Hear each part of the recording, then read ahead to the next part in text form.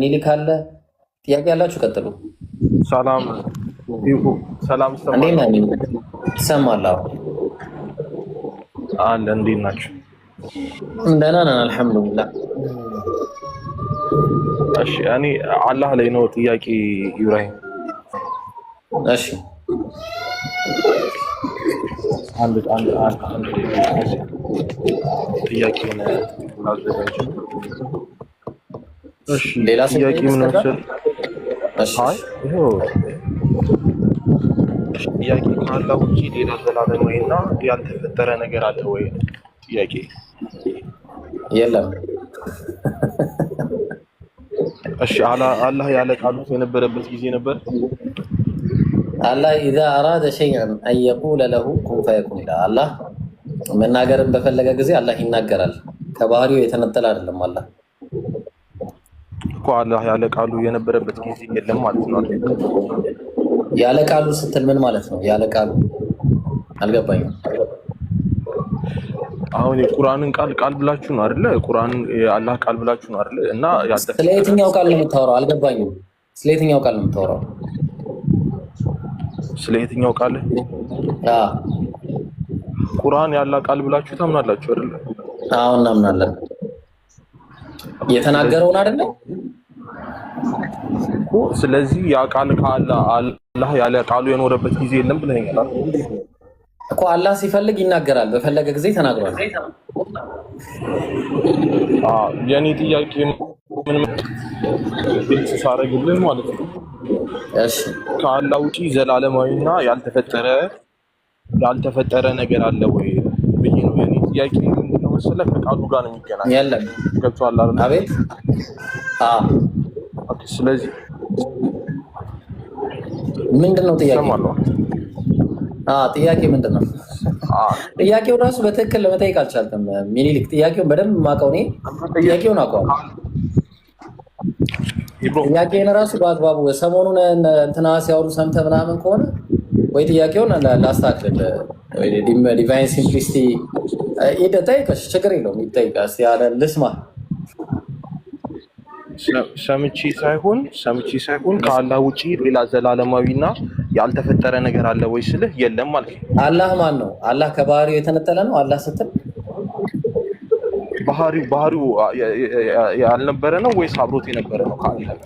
አላህ ብለን ስንል ከባህሪው የተነጠለ አይደለም። እሺ አላህ እኮ ከባህሪው ራሱ ያልነበረ ነገር ነው ወይስ ደግሞ የነበረ ነው? አላህ ብለህ ስትል እሺ ሚኒሊክ ብዬ ስል ማለት ነው።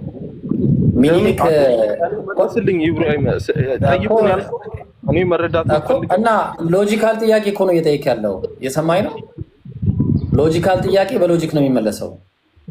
አይ ካልክ ደግሞ ማስረጃ አምጣሽ፣ ቁርአን ላይ አምጣ። እሺ የቁርአን ቃል ዘላለማዊ ነው ብላችሁ ታምኑ የለ ኢብሮ? እኔ እኮ ምንም ላወዛግብ ወይም እና ታዲያ እኮ መረዳት ነው የፈለግኩት።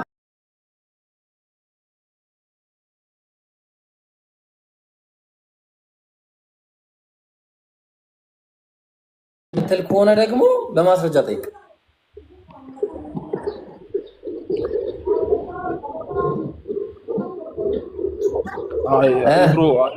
ፖለቲካ ልሰራብህ መስሎ ከሆነ እኔ ተሳስታለሁ።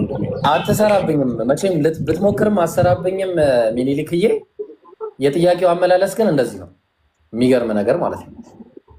አላህ ከባህሪው የተነጠለ አይደለም። አላህ ብለህ ስትጠራ ከባህሪው የተነጠለ አይደለም። እሺ ልክ ሚኒሊክ ብለህ ስትጠራ ከባህሪዎቹ የተነጠለ እንዳልሆነ ሁሉ ማለት ነው። ግልጽ ነው። ስለዚህ ይህንን ብለን ስንናገር አላህ ተናጋሪ ነው፣ ዘላለማዊ ተናጋሪ ነው። አላህ ሁሉ ጊዜ በፈለገ ጊዜ ይናገራል። የማይናገር ዱዳ አምላክ አይደለም ያለን እኛ።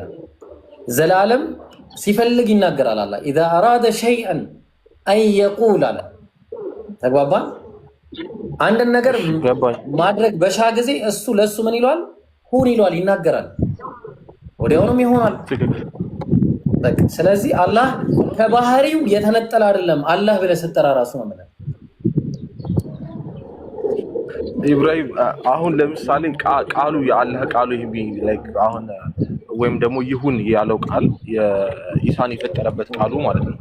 የአላህ ቃሉ ተለዋዋጭ ወይስ አይደለም? ማለት የኢሳን ቃል ይሁን ቃል ነው ብላችሁ የምታምኑት እና የቁርአን ላይ ያለውን ቃል ደግሞ ዘላለማዊና ያልተፈጠረ ብላችሁ ነው የምታምኑት። ስለዚህ የአላህ ቃል ተለዋዋጭ ማለት ተለዋዋጭ ነው ስትል አልገባኝም። ምክንያቱም የኢሳን ሲፈጥረው ይሁን በሚለው ቃሉ ነው አላችሁ አይደለ? አዎ ሁን አለው ቁርአን ላይ አለ እሱም አይደለ? ቁርአን ላይ አለው ማለት ነው። አዎ እና እሱ አሁን ይሁን የሚለው ቃል አለ። ከዛ በኋላ ደግሞ ቁርአን ምንድነው ደግሞ ብዬ ስጠይቅ ደግሞ የአላህ ቃል ነው ይባላልና ኢየሱስ የተፈጠረበትም ቃል ኢሳ ብላችሁ የምትጠሩት የሁን ቃሉ ነው ብላችሁ ነው የምትጠሩት አይደለ? አዎ ኢየሱስ አላህ የፈጠረበት የይሁን ቃል ነው። ስለዚህ ቁርአንም የኢሳም የፈጠረበትን ቃል የአላህ ቃል ከሆነ የአላህ ቃል ይለዋወጣል። ቁርአን ማለት ራሱ ምን ማለት ነው? ቁርአን ላይ እኮ ያለው እሱ ቁርአን ላይ ኩን ፈየኩን የሚለው ቃል ኩን ፈየኩን የሚለው ቃል ራሱ ቁርአን ላይ ነው ያለው። ብራዘር እየሰማኝ ነው? ቁርአን ነው እሱ ራሱ ቁርአን ነው፣ የአላህ ቃል ነው እሱ ራሱ አንድ ላይ ሙሉ የነጠልከው አይደለ? ምንም የተነጠለ ነገር የለውም። አረ ጥያቄን አስተካክለና በደንብ ተምረና ሚኒሊክ እየጠበቅኩ ነው። እንዲህ አይነት ጥያቄ መጠየቅ የሚፈልግ ሰው ካለ እየጠበቅኩ ነው። እስከዛሬ ሰሞኑን እየተናፈሰ ስለሆነ እየጠበቅኳችሁ ነው። መልስ ሰጣችኋለሁ። ግን አሁን ጥያቄ ራሱ ምንም እየጠየቅ አይደለም። ጥያቄን አስተካክለና ጥያቄን ማስተካከል ሳይሆን ማለት ነው ኢብሮ እኔ የጠየቅኩ አሁን ለምሳሌ የአላህ ዘላለማዊ ነው። ከዛ አላህ ራሱ ደግሞ ዘላለማዊ ነው አይደለ እኮ የአላህ ቃል ብለህ ስትናገር ከአላህ የተነጠለ አይደለም። እሺ ታዲያ ለምን ኦኬ ቁርአን ቃሉ ራሱ አላህ ነው? አይ ቃሉ አላህ ሳይሆን የአላህ ነው። የአላህ ነው አይደለ? አዎ አላህ ግን ከቃሉ አይለይም። እንዴት ነው አይለይም ስትል? ባህሪው ነው። ባህሪ ነው። እሺ በቃ እንኳን ደስ ያላችሁ የስላሴ ሚስጥር አገኛችሁት ብዬ አስባለሁ። ኧረ እባክህ ና ስላሴ ሚስጥር የምን ስላሴ በጣም ተረድተሃል። እኛም ተረድተናል። የሚገርም ነው። በጣም ተረድተናል። አንተ ስላሴን በጣም ተረድተን የለ ከባህሪው የተነጠለ አይደለም። እሺ ከባህሪው የተነጠለ አይደለም እናንተ ስትሉ ፐርሰን ነው ወይስ አይደለም? ቃሉ ፐርሰን የሆነበት ቆይ የእናንተ ቃል ፐርሰን ነው ወይስ አይደለም? አካል ትክክል ነው። አካል ነው እኮ እኛ ፐርሰን ነው እንለዋለን። ቆይ አንዴ ፐርሰን ነው እንለዋለን። መልስ እኛ ቆይ እኛ ቁርአን ላይ የአላህ ቃል ፐርሰን ነው እንላለን እኮ የአላህን ቃል ፐርሰን ነው እንለዋለን ወይ? እኛ እኮ ያልተፈጠረ ነገር ነው ካላችሁ፣ ስለዚህ ቆይ እሱ ላይ እንመጣለን። አንዴ እኛ እንለዋለን። ቆይ ማስረጃውን ሰጣለሁ። አንዴ ኧረ እባክህ እኛ የአላህን ቃል ፐርሰን ነው እንለዋለን ወይስ አንለውም? አንዴ አንተ ነህ ልትነግረኝ የሚገባው እኮ እየጠየቅኩ ከስላሴ ጋር ተመሳሰለ ብለህ ነበረ ቅድም እኮ የአላህ ቃልና ከአላህ ቃል ከአላህ ውጪ አታውቅም ማለት ነው። ልንገርህ አታውቅም አይደለ? በቃ ላስተሽ ሚውት አድርጋለሁ። እኛ ቁርአንን የአላህ ቃል ነው ብለን ስንናገር እንደ ስላሴም አልገባውም። በመጀመሪያ ስላሴ ቢገባው ኖሮ እንደዛ አይልም ነበረ። ምክንያቱም እኛ የአላህን ቃል ብለን ምንድነው የምንለው? የአላህ ቃል የአላህ ባህሪ ነው። የአላህ ባህሪ ደግሞ ፐርሰን አይደለም። አላህ በባህሪው ይናገራል ማለትና የአላህ ቃል ራሱን የቻለ አካል ነው ማለት የተለያዩ ነገሮች ናቸው። ተግባባን? እኛ ሙስሊሞች የአላህ ቃል ራሱን የቻለ ፐርሰን ነው አንልም፣ ብለንም አናውቅም፣ ወደፊትም አንልም። እንደዛ ያለ ሰው ሲጀመር እስልምና ውስጥም አይደለም የሚሆነው። አንተ እንዳልከው በቃ የስላሴ አማኝ ይሆናል። አሁን አንተ እንደምትለው በመጀመሪያ ጥያቄን አስተካከል ሚኒሊክዬ፣ ሁለተኛ መደምደሚያንም አስተካከል። ወደፊት ጥያቄ መጠየቅ ከፈልኩ አንዴ ዲቫይስ ላይ ጥያቄ መጠየቅ የምትፈልግ ከሆነም ደህና ጥያቄዎች አሉ ይዘህ ለመምጣት ሞክር። ከዛ በኋላ ይመለስልሃል። አሁን አላህን ከባህሪው ለመነጠል በጭራሽ አላህን ከባህሪው አንነጠልም። አላህ ከባህሪው የተነጠለ አይደለም። ቁርአኑ እንደዛ ነው የሚያስተምረው። ስለዚህ ያልነበረበት ጊዜ የነበረበት ጊዜ የሚባል ነገር የለም። እሺ አሚሮ ማለት የምትፈልገው ነገር ካለ በል። ኡስታዝን አንዴ ሰላም ልበልና አሚሮ ትቀጥላለህ። ሰላም አለይኩም ኡስታዙና አለይኩም ሰላም ወራህመቱላሂ ወበረካቱ። ቀጥል እንዳላቋርጣችሁ። እሺ ቀጥል አሚሮ፣ ማለት የፈለግከውን ነገር ቀጥልና ኡስታዝ ይሄድበታል ወደ ምት። ሰላም አለይኩም ኤብሮ። ወአለይኩም ሰላም ወራህመቱላሂ ወበረካቱ። አይ ጀስት ከታዘብኩት ላይ ነው እና ድሮ የሚደረገው ስላሴ ተውሂድ ነው ተብሎ ነበረ የሚፎከረው። ማለትም ስላሴ አንድ አምላክ ነው ተብሎ ስላሴን አንድ አምላክ ለማድረግ ነበረ የሚጣረው። ሲያዩ ስላሴ ተውሂድ አልሆን አላቸውና አሁን ደግሞ ወደ ምን ተቀየሩ? ተውሂድን ስላሴ ለማድረግ አምላክን ሸንሽኖ ማስቀመጥ ጀመረ። እና እንደዚህ አይነት ነገር ያዋጣል ወይ? እውነታውን መቀበል አይሻልም ወይ የሚለውን ነገር ለማስተላለፍ ነው። አፎን ቀጥል። ሀይ ጀዛከላ። ትክክል፣ ወላሂ ትክክል። አቋም የለሽ ናቸው። አቋም መረጃና ማስረጃ ምንም የላቸውም። በቃ አቋም የለሽ ስለሆኑ እንዲህ ነው የሚያደርገው፣ ያቅበዘብዛል። ኡስታዝ ቀጥል እስቲ አንዳንድ ነገር ብለን ኢንሻአላህ። ሰላም አለይኩም ወራህመቱላሂ ወበረካቱ። በድጋሚ ሰላም ብያለሁ። ሚኒሊክ ሰላም ብያለሁ። እንዴት ነህ? ሰላም ነው? ሁሉ ሰላም፣ ቤተሰብ ሰላም ነው? ሁሉ ሰላም ማሻአላህ። በክርስትና አስተምህሮት ውስጥ እኮ አይ ቲንክ ኦርቶዶክስን አይደለ? ይልካችን ኦርቶዶክስን አይደል? ፕሮቴስታንት ወይም ካቶሊክ አይደለም። በኦርቶዶክስ ዲቫይን ሲምፕሊሲቲን ትቀበላላችሁ አይደል? እኔ ኡስታዙ ሂድ ለመጠየቅ ነው የገባሁት። ነው አይ እንትን ነው ለመማማር ነው። እኔ ደግሞ ለመማማር ነው። እኔ ለመጠየቅ ነው ኡስታዙ ሂድ። እኔ ማለት ለመረዳት ነው የፈለኩት። እሺ በቃ እኔ ልንገርህና ዲቫይን ሲምፕሊሲቲ ማለት አምላክ ኮምፕሊሲቲ የለውም ብለው የሚያምኑ ናቸው። ሙረከብ አይደለም፣ እኛም ሙረከብ አይደለም አምላክ ብለን እናምናለን። ሙረከብ ማለት የተከፋፈለ ነገር የለውም ብለን እናምናለን። ኦርቶዶክስ ትምህርት የምስራቅም የኦሪየንታል ኦርቶዶክሶችም ሲያምኑ እንደዛ ነው የሚያምኑት። ዲቫይን ሲምፕሊሲቲ ይቀበላሉ። አብሶሉት ዲቫይን ሲምፕሊሲቲ የሚቀበሉት ካቶሊኮች ናቸው። ምን ማለት ነው? አምላክ ባህሪ የለውም አትርቢት የለውም ብለው ወይም ደግሞ ሲፋ በአረብኛ ባህሪ የለውም ብለው የሚያምኑት እነሱ ናቸው። በኦርቶዶክስ ግን ኢነርጊያና የኦሲያ ዲስቲንክሽን ይቀበላሉ። አምላክ ኢነርጊያ ያለው ባህሪ ያለው ግን ባህሪያቶቹ እሱ አይደሉም፣ የሱ ነው። የሱ ባህሪያቶች ናቸው። መልቲፕል የሆኑ ባህሪያቶች አሉ ተብሎ ነው የሚታመነው። ያ ምን ይባላል? ዲቫይን ሲምፕሊሲቲ ላይ ራሱ የኦርቶዶክስ ትምህርት ውስጥ እሱ ሙፍረድ ነው፣ እኛ ሙፍረድ ነው፣ አላህ ሙፍረድ ነው ብለን ነው የምናምነው። ሙፍረድ ማለት አንድ ነው፣ አይከፋፈልም፣ ክፍፍል የለውም። ግን ባህሪያቱ የሱ ባህሪ ነው። ራሱ አትሪቢዩት የሚባል ነገር አለ፣ ሲፋ ብለን የምንለው ማለት ነው። ስለዚህ አላህ የመናገር፣ የማወቅ፣ የማየት፣ የመስማት ባህሪ አለው። እሱ አዋቂ ነው፣ እውቀት የሚባል ባህሪ አለው። እሱ ተናጋሪ ነው፣ ንግግር የሚባል ባህሪ አለው። እሱ ተመልካች ነው፣ መመልከት የሚባል ባህሪ አለው። እያለ ይቀጥላል ራሱ ማለት ነው። እሱ መሐሪ ነው፣ ምህረት የሚባል ባህሪ አለው። እያለ ይቀጥላል። ባህሪያቱ የሱ ነው እንጂ እሱ አይደለም። የሱ ነው ራሱ አትሪቢዩት የሚባል ነገር አለ። አሁን ለምሳሌ በቀላሉ ላስረዳ። የአንተ እውቀት አንተ ነው ወይስ ያንተ ነው? ሚኒሊክ ሰምቻለሁ። የአንተ እውቀት የአንተ ንግግር አንተ ሳትሆን አንተ ተናጋሪ ነህ፣ አንተ አዋቂ ነህ። ኤግዛምፕሎችም ማለት ነው። ኤግዛምፕሎችን ስሰጥ ማለት ስለዚህ አሁን ምንድነው ቁርአን ያላህ ንግግር ነው። ያላህ ንግግር መሆኑን ሱረቱ ተውባ ምዕራፍ 9 ቁጥር 6 ላይ ተነግሮናል። ያላህ ንግግር ምንድነው? ባህሪያት ናቸው። ስለ ባህሪ ነው የምናወራው። ባህሪ ነው፣ ያላህ ባህሪ ነው። ያላህ ባህሪ ደግሞ አላህ ነው አትለውም ራሱ ማለት ነው። ልክ እንደ አሁን ለምሳሌ ኢነርጊያና ኡሲያ፣ ኢነርጊያ የተፈጠረ ነገር አይደለም፣ ግን ኢነርጊያ ፍጡር አይደለም፣ ፈጣሪም አይደለም። ኢነርጊያ በኦርቶዶክስ ትምህርት ማለት ነው። ከዛ አንፃር ብታዩ ጥሩ ነው። አንዳንዴ ቴዎሎጂያችሁን በደንብም ስለማታውቁት ከዛ አንፃር ከዚህኛው ከኛ ጋር ካለው ቴዎሎጂ ጋር የሚቃርናችሁ ማለት ነው። ባህሪንና ፐርሰንን ትቀላቀላላችሁ ኖርማሊ ማለት ነው። አሁን ለምሳሌ የአላህ ቃል ዘላለማዊ ነው ወይስ አይደለም ብላችሁ ትጠይቃላችሁ። ያላህ ንግግር ዘላለማዊ ነው ስትባሉ ስንት ዘላለማዊ ያለ ትላላችሁ? ስንት ማለት የምትሉት ሁለት አካላት ቢሆኑ ነበር፣ ሁለት ፐርሰኖች ቢሆኑ ነበር እንደዛ ማለት የምትችሉት።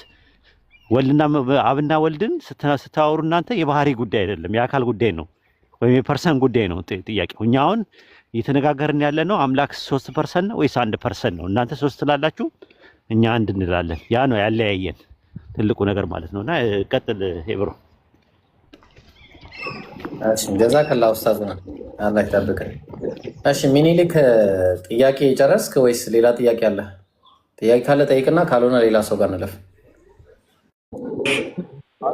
እኔ ሌላ መጠየቅ የምፈልገው ኡስታዝ ወሂድን አላህ እግር አለው የሚለውን ትቀበላለህ ወይ ነው ጥያቄ። የሰው የማይመስል አሉ የሚባል እና የሚያምኑ ሙስሊሞች አሉ ተብዬ ነበርና እሱን ትቀበላለህ ወይ ነው ኡስታዝ ወሂድ? አዎ እቀበላለሁ። ከጥንትም ጀምሮ የነበሩ ከመጀመሪያ ክፍለ ዘመን ጀምሮ የነበሩ በእስልምና በአቂዳ ዙሪያ ላይ ወጥነት ትውፊታውያን የሚባሉት አስርያ ይባላሉ።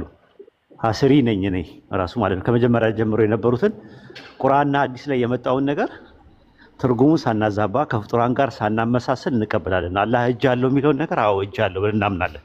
ከጊዜ በኋላ ግን የግሪክ ፍልስፍና ወይ ደግሞ ምንድን ነው ኢልሙል ከላም የሚባል ፍልስፍና መጣና ከግሪክ ጋር እንትን ብለው አላህ እንዴት እጅ ይኖረዋል? ስለዚህ እጅ ማለት ትርጉም አለው፣ ሌላ ትርጉም አለው። እጅ ማለት ኃይል ነው እንጂ ቃል በቃል እጅ የለውም የሚል ትምህርት መጣ ማለት ነው። እኛ እጅ የሚለውን ነገር ኃይል በሚል ላይ ተተርጉሞ ከሰሃባዎቹ የመጣበት ማስረጃ አምጡ እዛ ላይ ማለት ነው። በእጆቼ ለሚለው ለፈጠርኩት የሚለውን ማለት ነውና እንደዛ ብለን እናምናለን። ግን ከፍጡራን ጋር አናነጻጸረውም። ለምሳሌ ያያል፣ ይሰማል። ማየትና መስማቱን ከፍጡራን ጋር ምንድነው ከፍጡራን ጋር እንደማይነጻጸር ከፍጡራን ጋር እንደማይል ሁሉ ልክ እንደዛ ነው። ልክ ኦርቶዶክስም እንደዛ ነው የምታምነው። አብዛኛውን ቸርች ፋዘርስ የሚቀበሉት እጅ እግር ምናምን የሚባሉ ነገሮች ወይም ደግሞ 318ቱ ሊቃውንት ወይም ደግሞ የቤተክርስቲያን ኒቂያ ጉባኤ ላይ ሲያጸድቁ ምንድነው ያሉት? አምላክ እጅም እግርም አይንም ጆሮም አለው፣ ግን ከፍጡራን ጋር አይነጻጸርም፣ እንደና ደግሞ ከፍጡራን ጋር ደግሞ አይመሳሰልም ብሎ ነው ያስቀመጡት። ተመሳሳይ ነው ትምህርቱ በዚህ ነገር ላይ ማለት ነው። ከሃይማኖት አበው ላይ ማውጣት የሚችል ሰው አለ? ኡስታዝ እዚህ ላይ እጅ እግር ካለው ውጪ እዚሁ ላይ ማለት ነው አሁን አላህ እጅ አለው እግር አለው ይባላል ማለት በእኛም ልክ ነው ነገር እንደዚህ እግር አለው እጅ አለው ብለን አናጠቅምና እነዚህ አሁን ቆይ ምን አንልም ነው ያልኩህ? በኦርቶዶክስ አናጸድቅም ሳይሆን ይነገርለታል። አምላክ እጅ አለው እግር አለው ይባልለታል። ተረጓሚው ሌላ ነገር ከፍጡራን ጋር አይመሳሰልም እንጂ እጅ አለው እግር አለው እጅና እግር የለውም ብለው አያምኑም ማለት በኦርቶዶክስ እኮ የኛ ትርጓሚ መልስ የሚሰጠው በሌላ ነገር ነው። አሁን እጅ አለው እንደዛ አይደለም።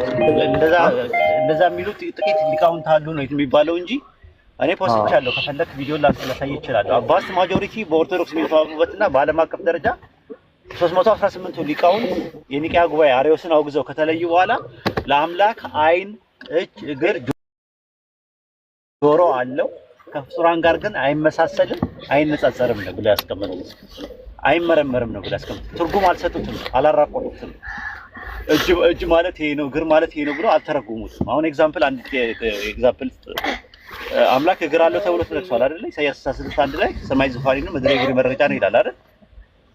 አዎ። ግን እኔ ቆይ ኡስታዝ ጥያቄ ላይ አልገባሁም ገና እኮ አልገባህም? አዎ። ግን እግር ማለት ትርጉሙን ምን ብለው ነው የተረጎሙት? እስቲ ተርጓሚዎቹ ምን ብለው ተረጎሙት? እስቲ ከምታውቀው ንገረኝ። እግር ማለት የእግዚአብሔር እግር ማለት ትርጉሙ ይሄ ነው ብሎ የተረጎሙበት አለ? አንድምታ ማየት ይኖርብኛል። አንድ ሸርክ ነው ያለው እኮ የለም እንደዛ።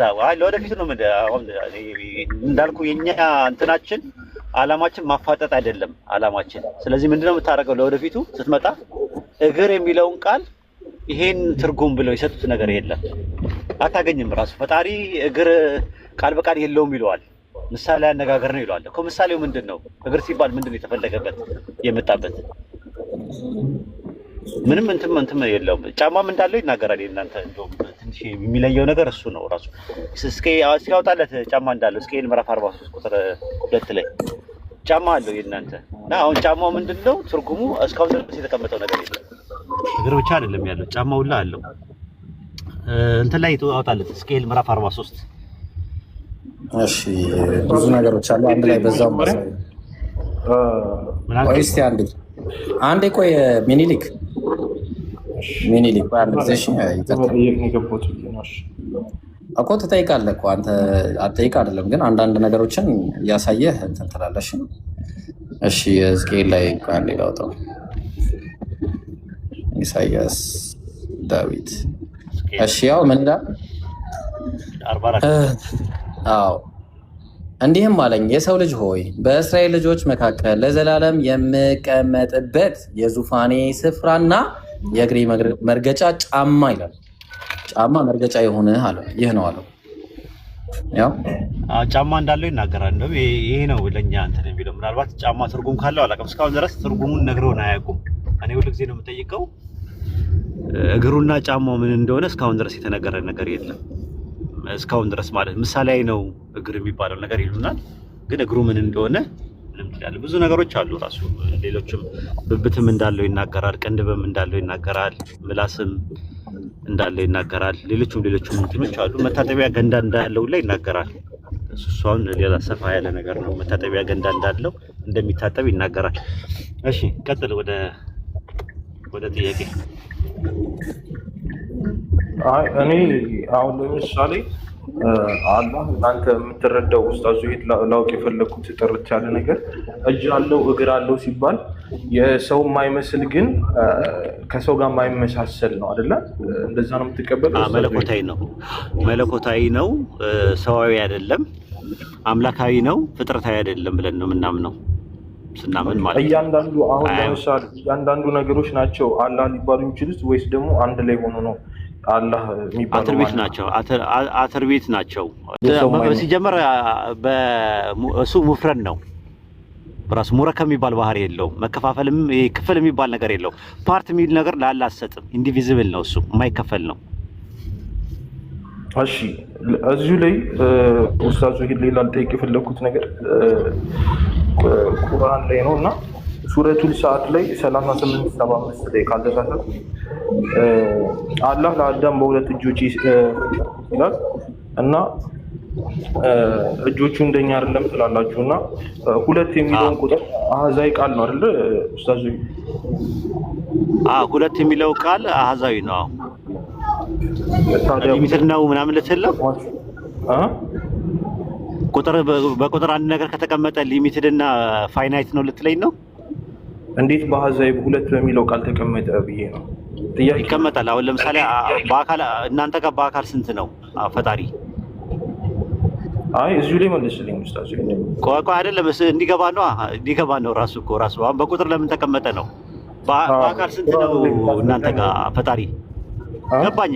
ላስረዳ እኮ ነው፣ እንዲገባ እኮ ነው። አሁን ሊሚትድ ከሆነ አላህ ሁለት እጆቼ ስላለ ሁለት ነገር ስለተቀመጠ፣ ሁለት ነገር ደግሞ በማቴማቲክስ ስንመለከተው ሊሚትድ እና ፋይናይት ከሆነ አንተ አምላክ የምትለው በአካል 3 ነው እና 3 ተብሎ በቁጥር ተቀምጧል።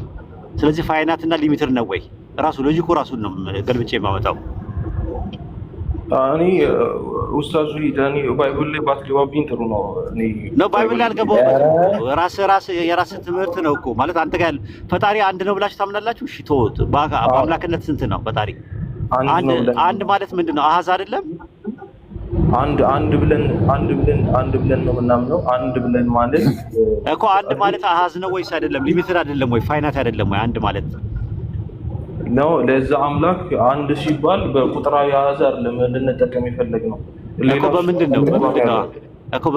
በምንድን ነው አንድ የሆነው? ከሱ ሌላ ውጪ የለም ለማለት ነው። ከሱ ውጪ ሌላ የለም ለማለት ተፈልገው። ታዲያ አንድ የሚባለው ከምን ጋር ተነጻጽሮ ነው አንድ የተባለው? አንድ የተባለው እርሱን ዋንነትን ያንን አካል የተባለውን ነገር አንድ ነው ሊባል የሚችለው እኛ እኮ እሱ ነው እኮ የምልህ እኮ አንድ ስትል አየህ፣ አሁን አንድ ስትል እንደ ፍጡራን አይደለም ብለህ አስቀመጥከው። ሶስትም ሲባል የሚባለው ልዩ ሶስትነት ነው የሚባለው። ፈጣሪ ጋር አይደለም፣ ፍጡር ጋር ያለን ነገር አብጥተህ ወስደህ ፈጣሪ ጋር ወስደህ የምታነጻጽረው ነገር አይደለም። አላህ ሁለት እጆች አሉት፣ አዎ እናምናለን። አንድ ጥያቄ ልጠይቅህ። ፈጣሪ በእጆቼ ያጨበጭባሉ ይላል አይደለ? በእናንተ መጽሐፍ እኛ መጽሐፍ ላይ ቁርአን ላይ ልጠይቅ ነው የገባሁት ኡስታዝ። በእጆቼ አይደለም አንተ ጋር ያለው ነገር በእጆቼ ያጨበጭባሉ ይላል። አውጣለት እስቲ አንዴ። በእጆቼ ያጨበጭባሉ እና ስንት ናቸው እጆቹ? ቆይ አይደለም ስንት ናቸው እጆቹ?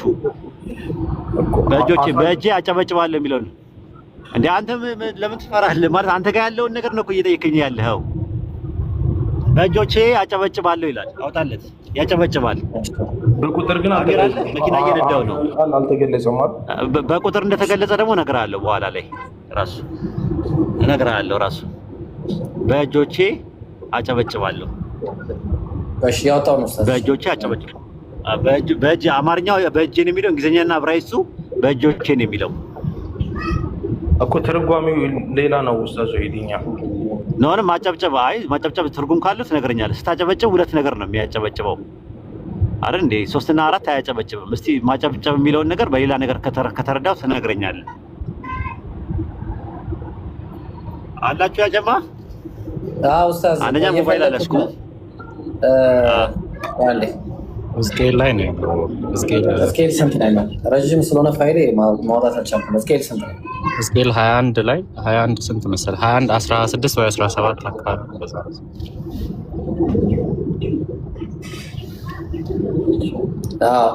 በእጆቼ with my hands ነው የሚለው። እሺ ያለው አማርኛው ይሄን ትርጉም እንዳይሰጥ ቀይረውት ነበር እንግሊዝኛው ላይ ያው I will also smite ያው እንግዲህ ያው አጨበጭባለሁ ይላል። ያው እኮ ለማጨብጨብ ሁለት ነገር ነው የሚያስፈልገው። አንደኛ ነገር ሁለት እጆች ናቸው ያሉት። ራሱ አንደኛ እንትን ነው ሲጀመር ጀምሮ እኮ ሁለት የሚልም እኮ ቁርአን ላይ የለም። ራሱ ሙሰና ነው የሚጠቀመው እንጂ ሁለት የሚል ቃል በቃል የለም እኮ ራሱ አረብኛው ላይ አይደለ? ሙሰና ስለሚጠቀም ነው ሁለት ብለው አማርኛ ላይ ያስቀመጡት። ሙሰና ደግሞ ስለሚጠቀም ነው ሙሰና ስለሚጠቀም ሁለት ብለው ይተረጉሙታል እንጂ ሁለት የሚለው ቃል በቃል የሚለው ጥቅስ የለም። አንደኛ ነገር ሁለተኛ ነገር ደግሞ ቀኝና ግራ አለው። ኡስታዝ እግዚአብሔር እኮ ባይብል ላይ በትክክል ልክ ሙሰና ብሎ ነው የሚያስቀምጠው። ዕብራይስጥ የዳይ ብሎ ነው የሚያስቀምጠው። የዳይ ብሎ ነው የሚያስቀምጠው አንድ። ሁለተኛ ነገር ደግሞ ቀኝና ግራ አለው። እጆቹ ደግሞ እግዚአብሔር በዙፋን ላይ ተቀምጦ ቀኝና ግራ በቀኝና በግራው መላእክት ነበሩ ይላል። እስቲ ያውጣለት አንዴ። አንደኛ ነገሥት ላይ ሚክያስ ነገሥት ስንት ነበረ? ፋይል ላይ ከምገባ ነገሥት ስንት ነው? 1921 ላይ መሰለኝ 21 19 ከሁለት አንዱ። እሺ አንደኛ ነገሥት 1921 እስቲ አሚር አውጣለት እስከዛ ድረስ በቀኝና ፋይል ላይ አለቀ ካለ ነገረኝ። ቀድሞ የነገረኝ እንገረኝ ፋይል ላይ እስከማውጣ ምን ላይ ነበረ? አሚር ተፍተፍ በል እንጂ ምን ሆነ ነው አሚር? አሚር ፈዘር ዛሬ አይ እራትና ቁርስ አልበላም፣ ለዛ ነው አፍወን።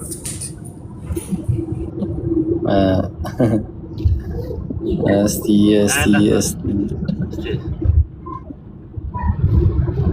ኑ የሚለው የሚናገረው እግዚአብሔር በዙፋን ላይ ተቀምጦ በቀኝና በግራው ይላል። በቀኝና በግራው መላእክት ቆመው ነው። በቀኝና ግራ አለው።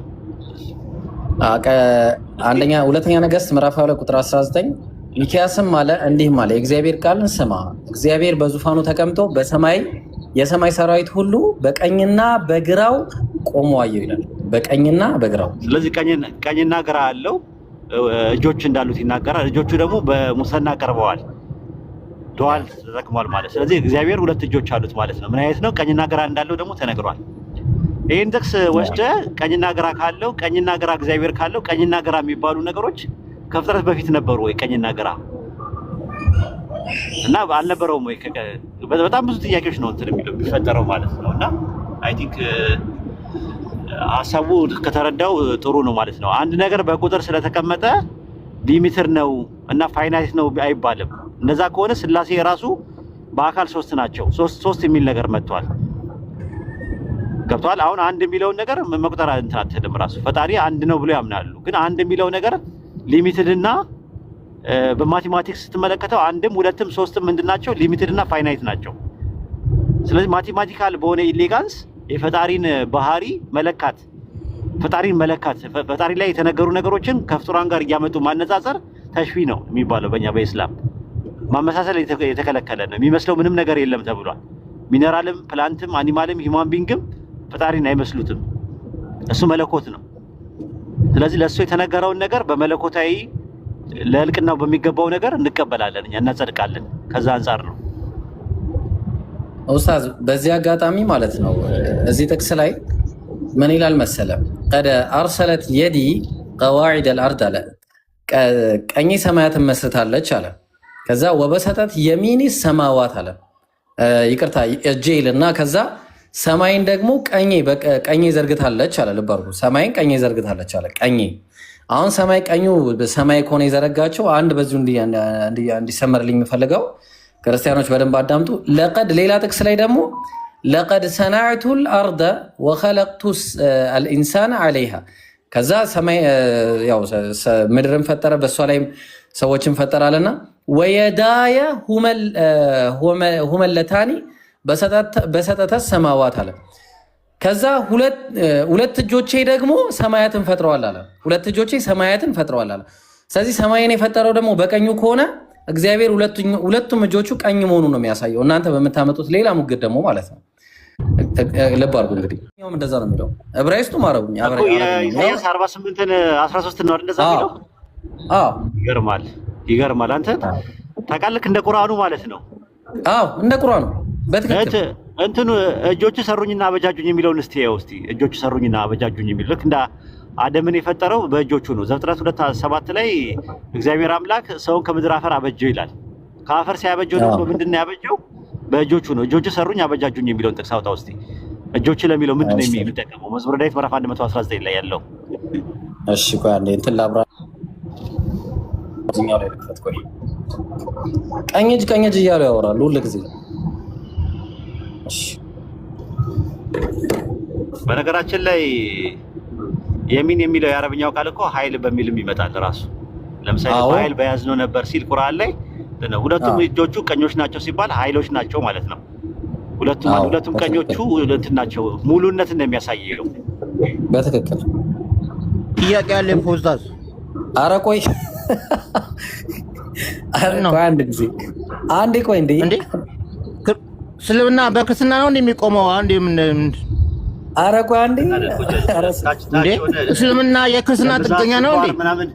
ታች አስቀምጡት። ኧረ ቆይ እስልምና የክርስትና ጥገኛ ነው እንዴ? ኧረ ራስን እንችላ አውራ። ኧረ እነዚህ ታች ሆኖ እንትን ይበል። ሰው አታሳብዱ። አሁን ስኳር፣ ደም ብዛት ምናምን ሰውዬ እየተያዘ ነው ወይ መስለም ነው ያለበት ወይ ደግሞ ስኳር፣ ደም ብዛት፣ ደም ግፊት ምናምን ሰው እየያዘው ነው ያለው። ስለዚህ አታምጡብን፣ አይናደዱ። ታች ሆነው እየተበተቡ ቢያንስ እንትን አለ ሽሮፕ ምናምን ዘዙላቸው።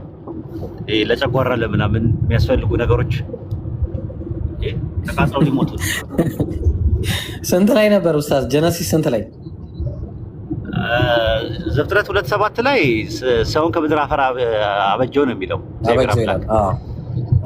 መዝሙረ ዳዊት ምዕራፍ 119 እጆቹ ሰሩ አበጃጁኝ ይላል። ቁጥር ስንት ላይ ነው? እጆቹ ሰሩ አበጃጁኝ ይላል። ስንት ላይ ነበር? ወላሂ ረስቼዋለሁ ኡስታዝ።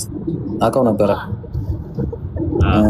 ስንት ላይ ነበር? ዋላ እስኪ የሚያስታውሰው ካለ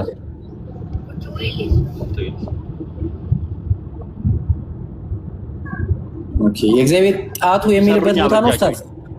ጣቱ የሚልበት ቦታ ሰሩኝ አበጃጁኝ ብለህ ሰርች ብታደርገው ታገኘዋለህ። እጆቹ ሰሩኝ አበጃጁኝ። ኦኬ እስቲ ፈልጉና አስቱኝ ጋይስ። እኔ እንደዚህ አይነት ያኛው ባይብል የለኝም። ሰር እንትን አሚር ፈልግና አስተኛ ሰሩኝ አበጃጁኝ።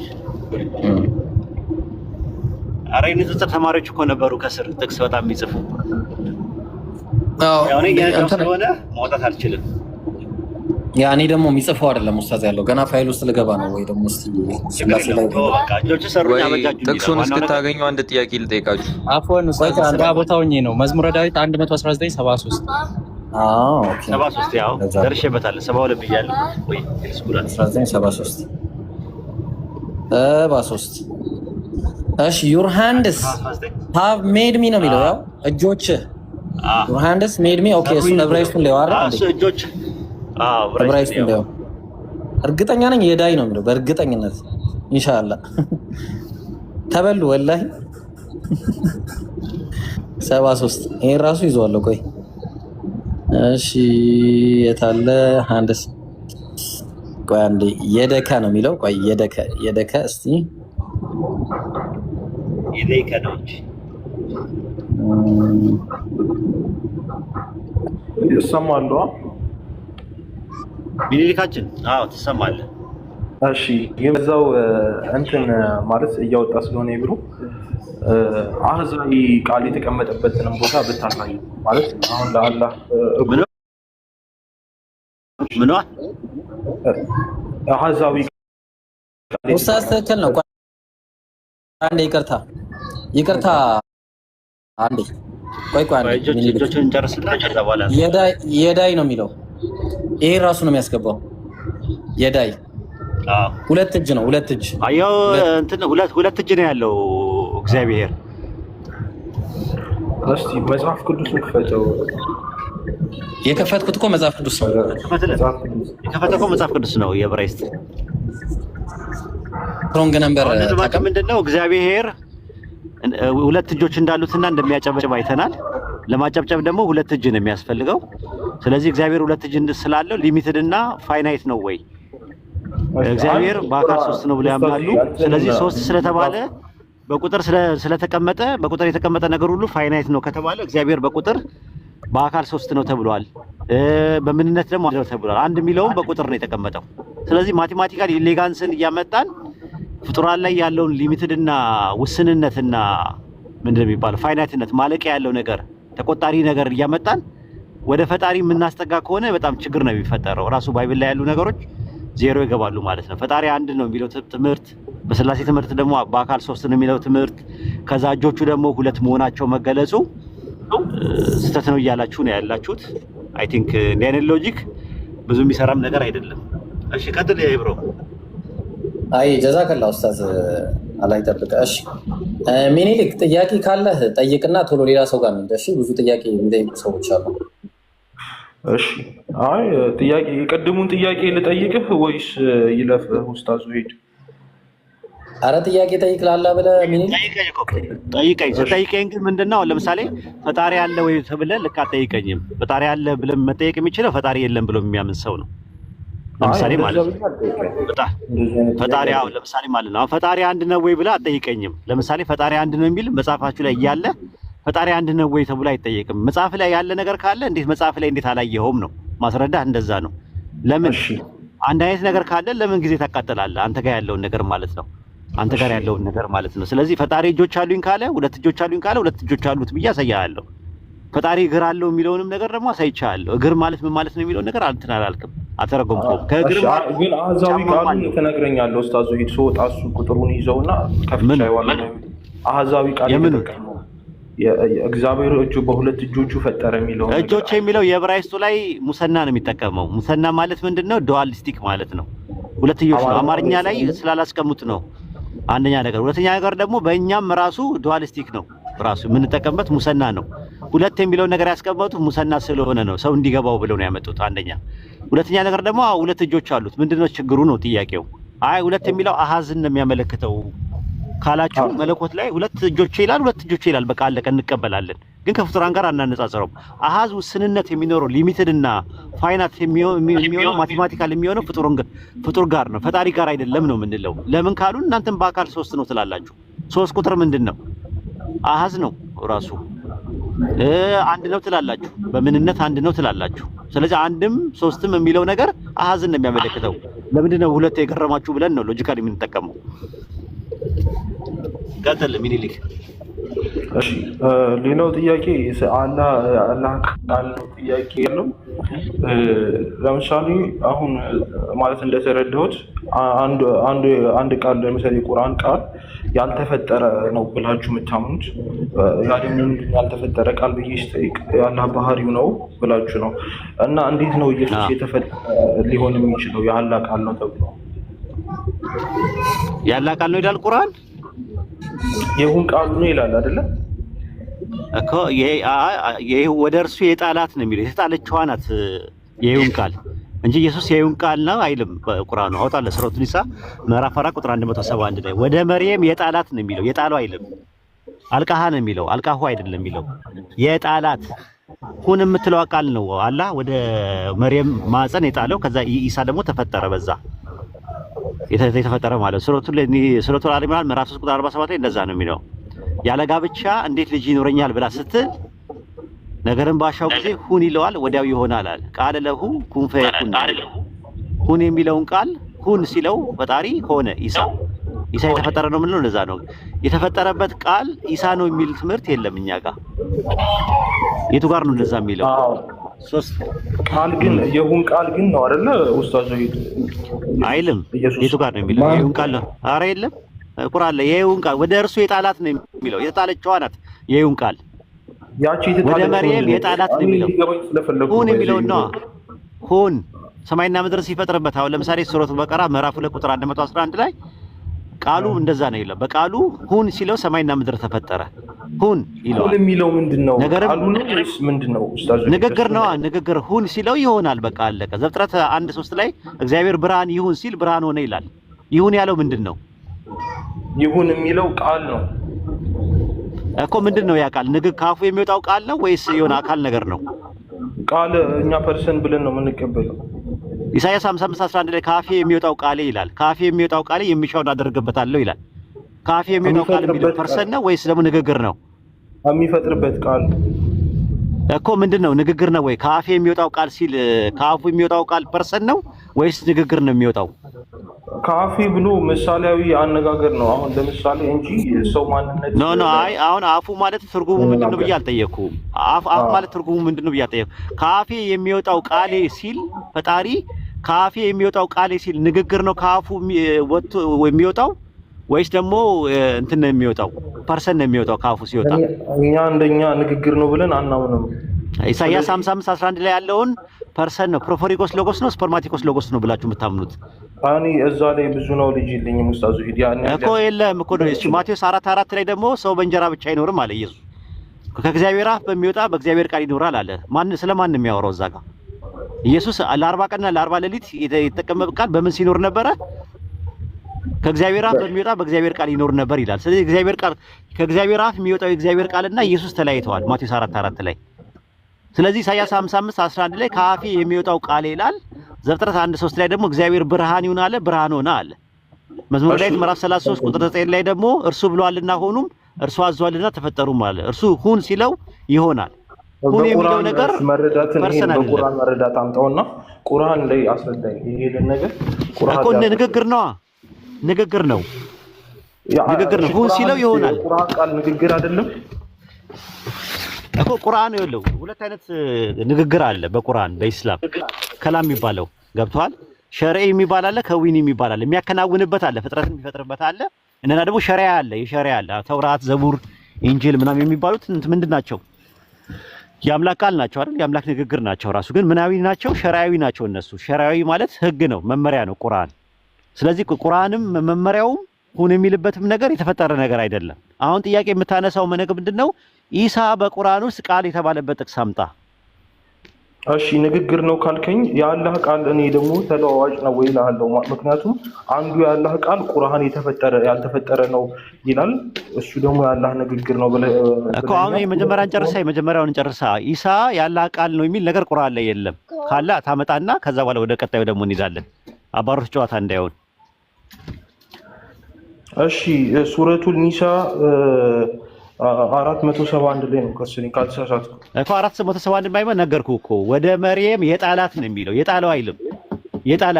የጣላት ነው የሚለው። በአንስታይ ጾታ ነው የሚጠቀመው፣ በተባታይ ጾታ አይደለም የሚጠቀመው። ወደ መርየም የጣላት ሁን የሚለውን ቃል ወደ መርየም እንድታረግዝ፣ እንድትጸንስ፣ እንዲፈጠር ጽንስ እንዲፈጠር ነው ያደረገው። ቆይ አንዴ እሺና አላር ሊካረፊት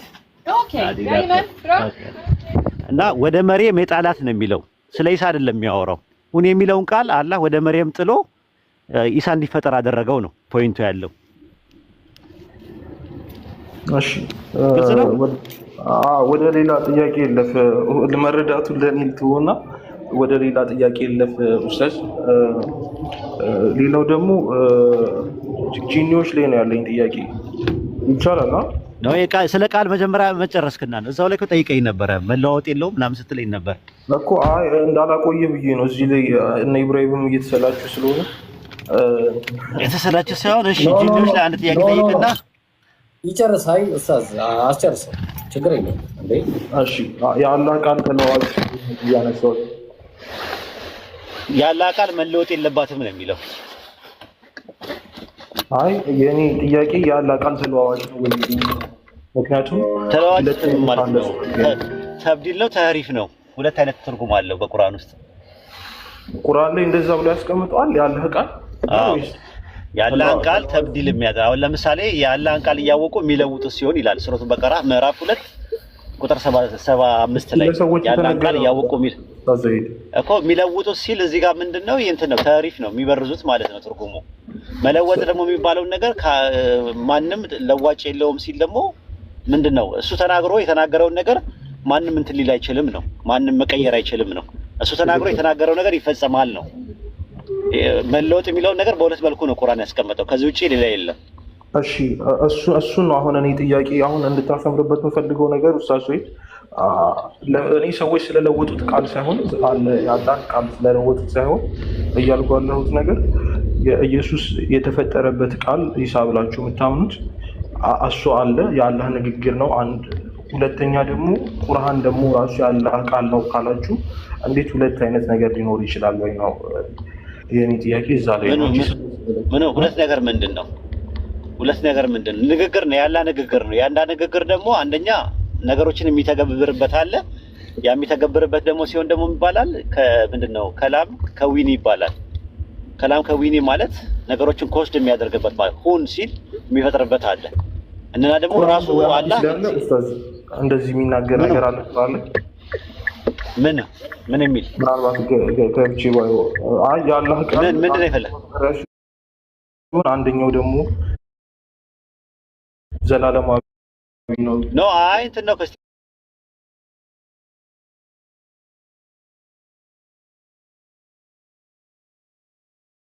ሲባስ ስታደርገው ቃል ፊልተር አውት ስታደርገው የምታገኘውን ነገር ነው እንጂ ስማ በቁርአን ውስጥ እኮ የሆነ ነገር ኢባዳ ማነው ሱጁድ ለሁለት ይከፈላል ብለን ስንማርኛ በቁርአን እስቲምባት ሲደረግ ነው ምሁራኖቹ ሲያጠኑት የሚያገኙትን ነገር ነው። ተውሂድ በሶስት ይከፈላልም እንደዚህ ጥናት ነው። በጥናት ነገር የሚመጣ ነገር ነው ያ ነገር ራሱ ማለት ነው። ነገርን ማስገኘት ባሻን ጊዜ ለእርሱ ሁን እንለዋለን ይሆናል አለ። ስለዚህ ቃላችን ለእርሱ ሁን እንለዋለን። ተመልሶ ደግሞ ሱረቱ ተውባ ምዕራፍ 9 ቁጥር 6 ላይ ደግሞ ቁርአን ያላ ንግግር ያላ ቃል መሆኑን ይነግረናል። ያላ ንግግር ነው ሲባል ሸሪዓ ነው፣ ስለ ሸሪዓ ነው የሚያወራው፣ መመሪያ ነው። ይሄን አድርግ ይሄን አታድርግ ይሄን እንትን በል እንደዚህ ማምለክ አለብህ ምናምን ብሎ የተናገረበት ንግግርና ይሄን አንድ ነገር ደግሞ ይሁን ብሎ ሲፈጥር ደግሞ የሚናገርበት ነገር ሁለቱን በሁለት መልኩ አድርገን እናጠናለን ነው ለጥናት እንጂ ያላ ንግግር ሁለት ቃሎች አሉት አላህ እያልን አይደለም። አንዱ ቃል ሲናገርበት የሚሰራበት አለ የሚመራበት አለ። ይሄንን ነው እንትን የምንለው ማለት ነው። አይ ቲንክ ኢብራሂም መጨመር የምትፈልገው ነገር አለ? ኧረ ምንም የለም ኡስታዝ። ሰላም ምናልባት የምትለው ካለ መጨመር ትችላለህ። ሰላም አለይኩም። ሰላም አለይኩም ሰላም። ሌላ ጥያቄ ካለው ይጠይቅ ወይ ደግሞ ሌላ ሰው ጋር እንሂድ። እሺ ሌላ ጥያቄ ልጠይቅ። ስጂኒዎች ላይ ነው ጥያቄ እና ሱረቱ አዕራፍ 7:12 ላይ አንድ ቆይ እንትን ልበልልህና አዳምጠኝና ከዛ በኋላ ጥያቄ በደንብ ይገባል።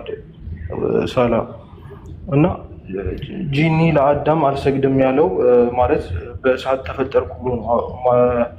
ለአዳም ከአፈር እንትን ስለሆነ ማለት ነው እና በዛ ትዕቢት ነው ጂኒ አልሰግድም ያለው አይደለ? ጂኒ ሳይሆን ኢብሊስ ማለት ነው። ኢብሊስ ማለት ነው እኮ ሰይጣን አይደለ? ኢብሊስ ኦኬ። ኢብሊስ ጂኒ አይደለም ነው። ከጂኒ ነው እሱ ጥንተ ተፈጥሮ ነው ያወራ ያለው። ሰው ስትል ጥቅል ነው አይደል የምታወራው? ሳላ ሰው ይዋሻል እንትን ይላል ይሰርቃል ምናምን ነገር እያልክ ስታወራ ሰው ስትል ሁላችንም ነው ጨፍልቀህ እየተናገርክ ያለው። ስለዚህ ስፔሲፋይ አድርገህ ወይ ሳላ በለን ወይ ኢብራሂም በለን ነው እኛ እያልን ያለ ነው። እዛ ጋር እየተጠቀመ ያለበት ኢብሊስ እያለ ነው የሚናገረው። ጂኒ አልሰግድም አላ አይልም ይላል። ኦኬ ኢብሊስ ጂኒዎች ታዲያ ኦኬ አልሰግድም ብለው በትዕቢት ተወጥረው የወረዱት ናቸው አይደል? አይደለም። እሱን ነው እኮ በለከው ፕሪሰፖርት ኦፍ አንደርስታንዲንግ ምንለው እሱን ነው። ራሱ መቅደመ ልባዊ መረዳት ማለት እሱን ነው። ክርስትና ውስጥ ያለውን ነገር ነው ይዘህ የመጣው ማለት ነው። ሳላ ይሄድበት በዚህ ነገር ላይ ምን ይመስላል ይብሮ? አዎ ሳላ ጊዜ አለ አለኝ። አሁን ማን ነው ሚኒሊክ ምንድነው ያለው? ኢብሊስ አፈጣጠሩ ከጂኖች ነው። ልክ አዳም የሰው ልጆች ሁሉ ራስ እንደሚባለው ኢብሊስን ደግሞ የጂኒዎች ወገን ነው። 3 እግር ተብሎ ታዞ ነበር፣ አልሰግድም ብሎ ተናገረ። አልሰግድበትም ያለበትን ሪዝን ደግሞ እዛው አስቀምጧል። ኩራት ነው። ምንድነው እዚህ ጋር ያንተ ጥያቄ? አሁን እኔ ጥያቄ ዋናው ጥያቄ የተለያዩ ፍጡሮች ናቸው ጂኒዎች እና ሰው ልጅ የተፈጠረበት የተለያየ ነገር ነው እና እነዚህ የተለያዩ ተፈጥሮ የሆኑ ነገሮችን እንዴት ነው ወንድማችን ብላችሁ ከመረጥ ነው? ጂኒዎች ወንድሞቻችን ናቸው ስንል ስለ አፈጣጠራችን እያወራን አይደለም። ምንድነው ጂኒ ስንል እኛ ሙስሊሞች ከእይታ የተሰወሩ ፍጥረታት እያልናቸው ነው።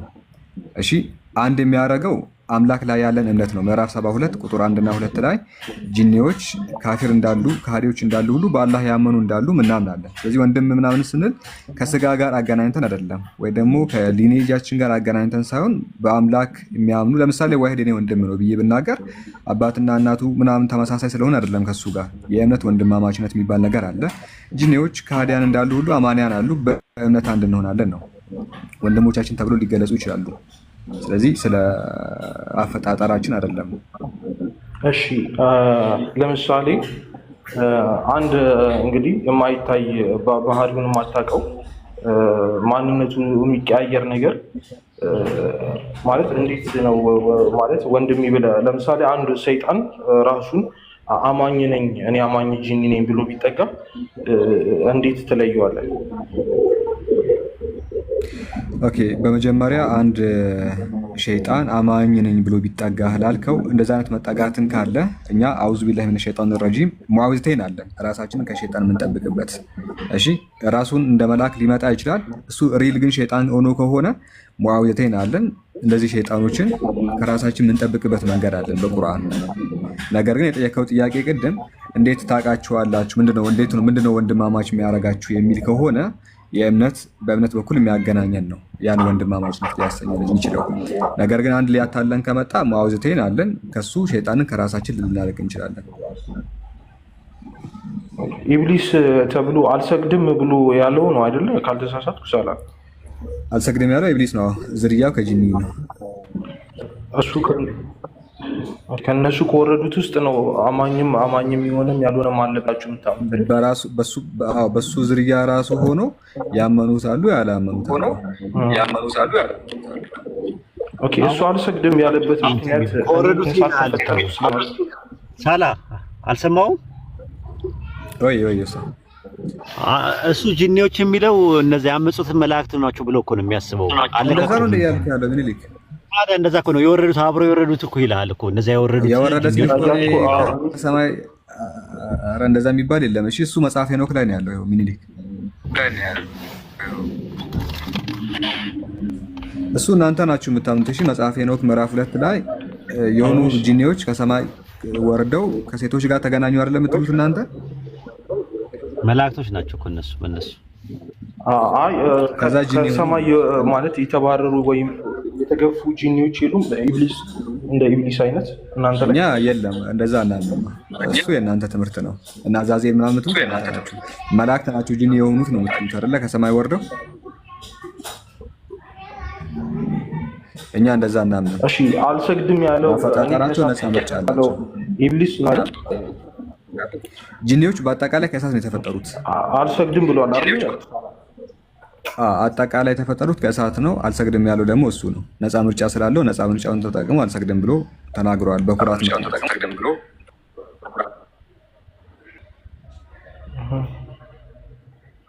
ነው። ቀጥለው አሁን የማያምኑ ጂኒዎች አሉ የምትሉት ኢብሊስን ነው ወይስ ደግሞ ከኢብሊስ ነገሮች ውስጥ? ዝርያዎቹ አንድ ናቸው። ነገር ግን ከሱ ዝርያ ሆነው በአምላክ ላይ ያመፁ አሉ። ነፃ ምርጫ አላቸው ማመንና መካድ። ስለዚህ ነፃ ምርጫቸውን ተጠቅመው የካዱት ያመፁት ጂኒዎች ናቸው ነው። ነፃ ምርጫቸውን ተጠቅመው ደግሞ የሚያምኑም እንዳሉ ምዕራፍ 72 ቁጥር 2 ላይ ይናገራል። ኦኬ ጥያቄን ጨርሻለሁ። አመሰግናለሁ። ሰላም አለይኩም።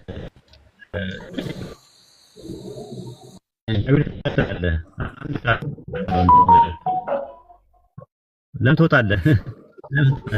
መላእክት ሰው ተፈጥሮ እንዳይነት ነው ይሰራቸው። ኡስታዝ እኔ ጋር ብቻ ነው የተቆራረጥከው ወይስ አላውቅም? እኔ ይቆራረጣል። ኡስታዝ ተቆራርጣል። ምን አልክ ኡስታዝ? ድገምልን። ይቆራረጣል። መላእክትና ሰዎች ወይም ደግሞ ኔቸራቸው አንድ አይነት ነው ወይ? መላእክትና ሰይጣን ሰዎች ነው ሰማው ወላ መላእክትና ሰዎች ጥንተ ተፈጥሯቸው አንድ ነው ወይ ነው? አንድ ነው ወይ? ኖ አይ ኔቸራቸው ወይ አይደሉም አይደል? አዎ ኔቸራቸው እንዴ? ማርያም የመላእክት እህት ተብላለች። ማርያም የመላእክት እህት ተብላለች።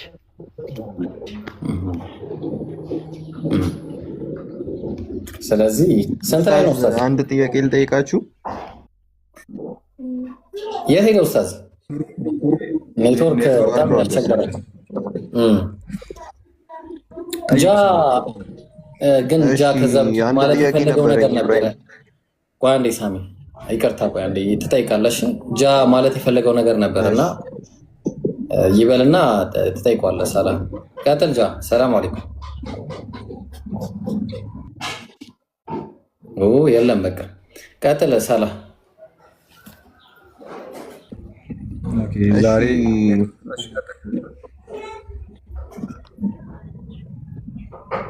ቶሎ ጠይቃ ቀጥልሽ። እሺ ብዙ ጊዜ ያው እንደሚታወቀው ያው እስልምና ማለት ከድሮም ከጥንት የነበረ ነው፣ ከነብዩ መሐመድን በፊት የነበረ ነው ተብሎ ይታመናል አይደለ? ነው ይታመናል ሳይሆን ነው። የታሪክ ፕሩፍ ደግሞ የለም ማለት እንደዛ ነው የሚያስብል ነገር ደግሞ የለም። በነብዩ መሐመድ ነው የተጀመረው ማለት ከዛ በፊት ምንም አይነት ማስረጃ ካለሽ ማስረጃ ሂስቶሪካል ማስረጃ መኖር አለበት። ሳሚ ሂስቶሪካል ማስረጃ ብቻ ካለ ውሸት ነው። እናንተሽ በምን አይነት መንገድ ነው እንደዛ? ገብቶኛል። ገባኝ ሳሚዬ ገባኝ። ቆይ ሂስቶሪካል ማስረጃ የለም፣ ስለዚህ ውሸት ነው። ሂስቶሪካል ማስረጃ ከሌለ እንዴት እውነት ሊሆን ይችላል? እንዴት እውነት ሊሆን ይችላል? ውሸት ነው። ንገረኝ። ውሸት ነው። ኮስ ውሸት ነው ሂስቶሪካል ማስረጃ ከሌለው። ስለዚህ በጣም ጥሩ። እያልክ ነው። ይሄ እያለ ነው። ውሸት ነው። ሁሉም ቦታ ሁሉም ጊዜ ይሰራል። ይሄ ያንተ አሁን ያልከው ነገር ሁሉም ነገር ላይ ይሰራል። ሚዛኑ ስትል ሂስቶሪካል ማስረጃ የሌለው ነገር ውሸት ነው።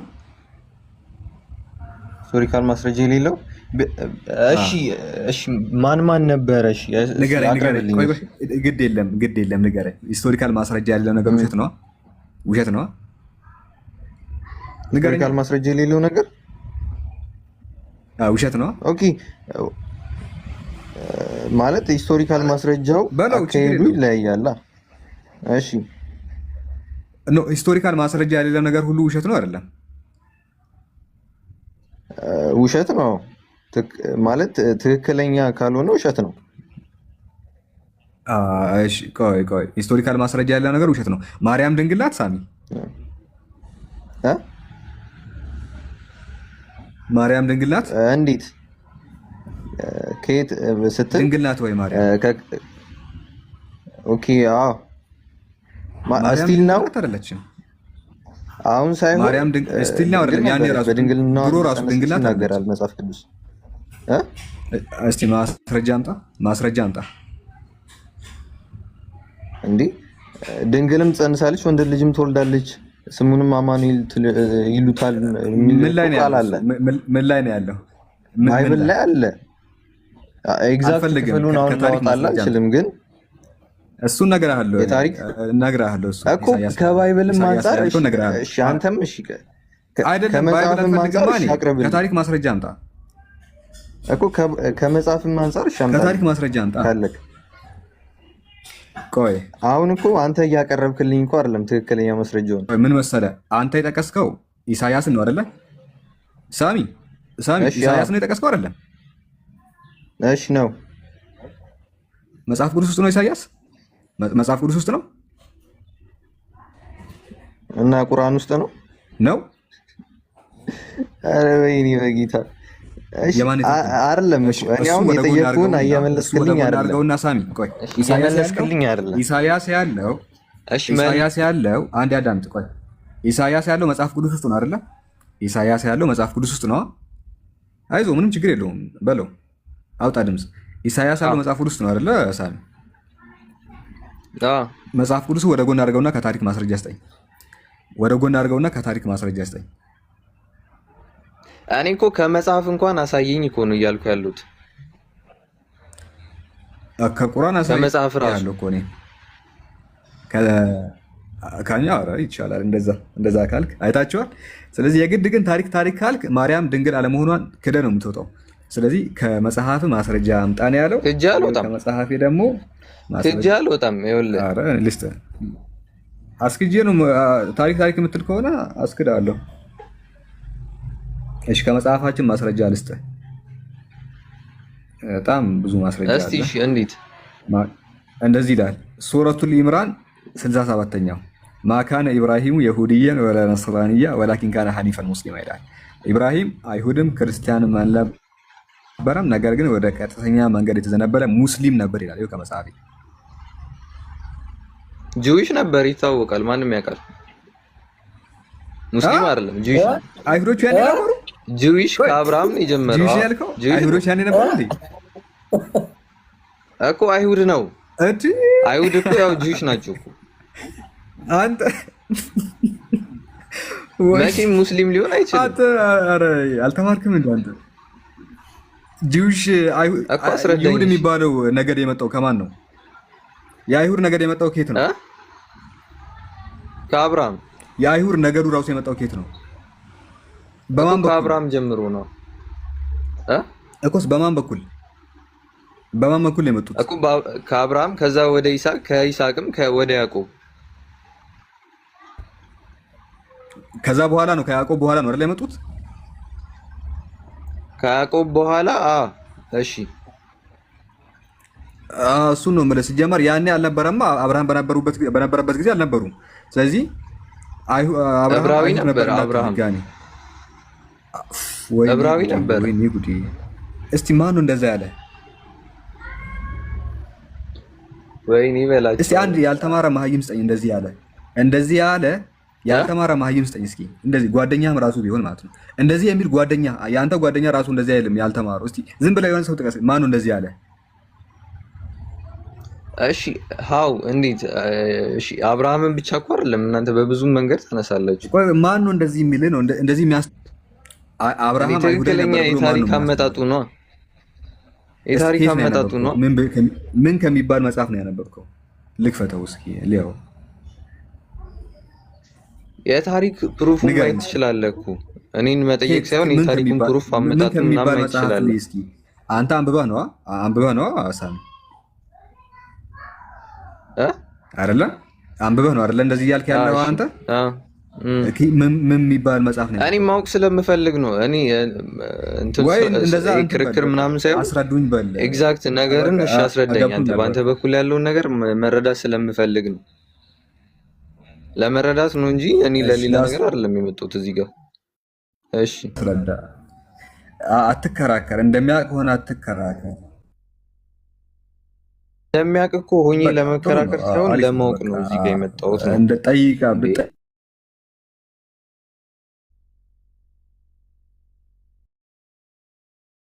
ጠይቅ እኮ ይሁን፣ ግን አንተ አሁን ለመከራከር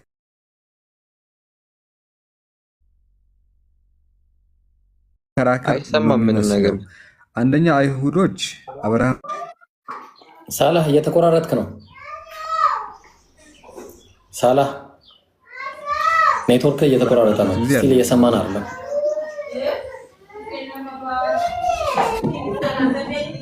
አሁን ተመልሻለሁ መሰለኝ። አሁን የተመለስኩ መሰለኝ። እሺ አሁን ኔትወርክ ነው። እሺ ምንድነው? እንደዛ ከሆነ ምን መሰለህ ማዳመጥ ነው ያለብህ። ካላወቅ አዳምጥ ነው እንጂ መተህ ለመከራከር አትሩጥ። አንድ እሱ ለመከራከር። ስለዚህ ምንድነው አብርሃም ለማወቅ ነው እኮ አፍ ስትል የነበረው እኮ እየተከራከርክ ነበረ። ጣልቃ ገብተህ እንትን ስትል የነበረው እየተከራከርክ ነው። በዚህ ደረጃ አለማወቅህን ካወቅ ግን ጥሩ ነው እኮ ሁላችንም አናውቅም ብዙ ነገር። ስለዚህ ከዛ አንጻር እንጠይቃለን። አንተን ብትጠይቅ ምንም ችግር የለውም። ጠይቀህ ብታዳምጥ አስተምሩኝ ብትል በጨዋነት ልናስረዳ ልናስተምርህ እንችላለን። ስለዚህ ምንድነው ያልከው አንተ አብርሃም ምን ነበረ? አይሁድ ነበር አልክ። አልነበረም። አይሁዲነት ያኔ አልነበረም። በያዕቆብ በኩል በዝርያዎቹ በኩል ነው የመጣው። እሺ በዝርያዎቹ በኩል ነው አይሁዲነት የሚባል ነገር የመጣው እንጂ አብርሃም በነበረበት ጊዜ አልነበረም። የመጀመሪያው እሱ ነው። ይህንን ማወቅ አለብን ያኔ ስላልነበረ። ስለዚህ አብርሃም ምንድን ነው የሚለውን መጽሐፍ ቅዱስን ብትጠይቅ መጽሐፍ ቅዱስ የአብርሃምን ሃይማኖት አይናገርም። አብርሃም የሚባል ሰው ነበር ብቻ ብሎ ነው ዝም የሚለው እንጂ የእሱን ሃይማኖት መጽሐፍ ቅዱስ አዲስ ኪዳን ላይም የለ፣ በብሉይ ኪዳንም በአዲስ ኪዳንም በሁለቱም አናገኝም።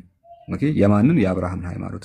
የአብርሃምን ሃይማኖት በኮንፊደንስ ልናቅ የምንችለው ቁርአንን ስናነብ ብቻ ነው። የትኛውን መጽሐፍ ብታነባ አንተ አብርሃም ሃይማኖቱ ምን እንደሆነ አታገኝም፣ አክሰፕት ቁርአን ላይ ካለው በስተቀር። ቁርአን ሁለት ቦታ ይገልጻል።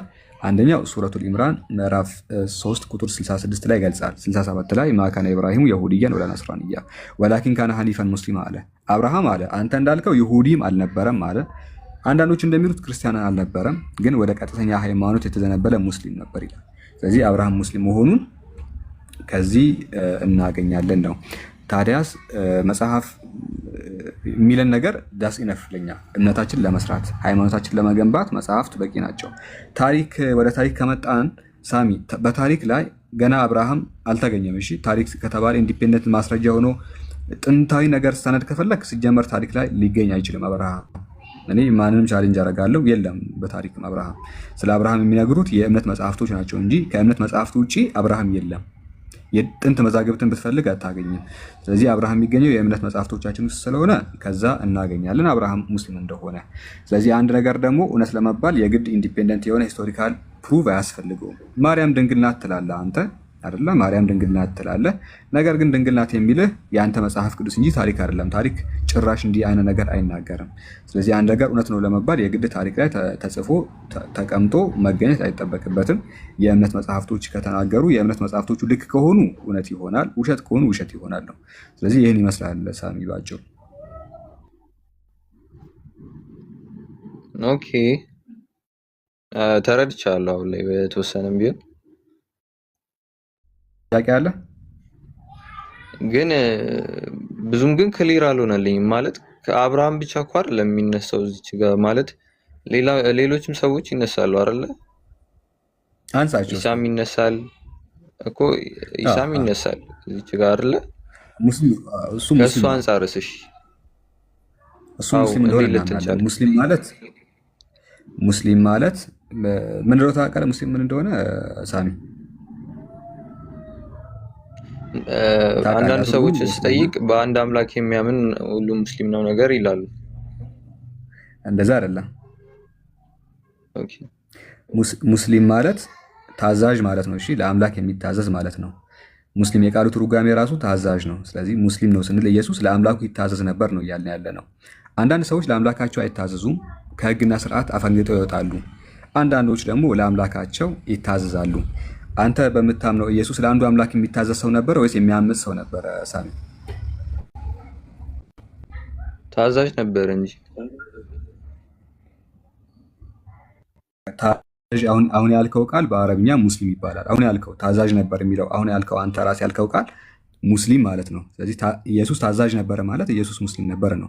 ሳላ ታዛዥ ነው ከተባለ ሳላ ሙስሊም ነው። እሺ ለአንዱ አምላክ የሚታዘዝ ከሆነ እሱ ኦኬ እንትን ሃይማኖቱ ሳይሆን አካሄዱ ነው ማለት ነው ሙስሊም የሚያስብለው። ምን መሰለህ ህግና ስርዓቶች ይለያያሉ። እሺ ለምሳሌ አሁን ጺም አስረዝሞ ሱሪ ላይ ያሳጥር ይችላል። ልክ አሁን ዛሬ ሙስሊሞች እንደምታያቸው አይነት ተመሳሳይ ስርዓት ላይፈጽም ይችላል። ግን ደግሞ ለአንዱ አምላክ የሚታዘዝ ለአንዱ አምላክ እጅና ሁለንተናውን የሚሰጥ ከሆነ እሱ ሙስሊም ይባላል። ስለዚህ የነበረበት መንገድ እስልምና ነው ስንል ቁርአንን እየቀራ ሀዲስ እያነበበ ምናምን እንደዛ ነው እያልን ሳይሆን ለአንዱ አምላክ ፍጹም ታዛዥ ነበር ነው።